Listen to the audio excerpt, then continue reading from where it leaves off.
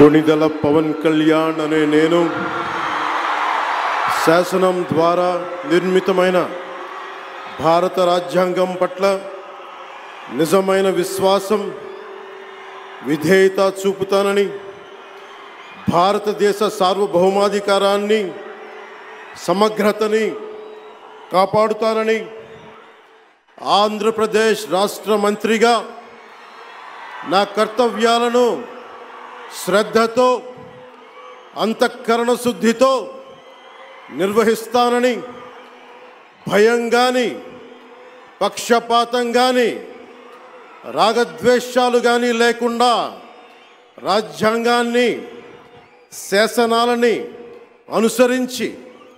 ప్రజలందరికీ న్యాయం చేకూరుస్తానని దైవ సాక్షిగా ప్రమాణం చేస్తున్నాను.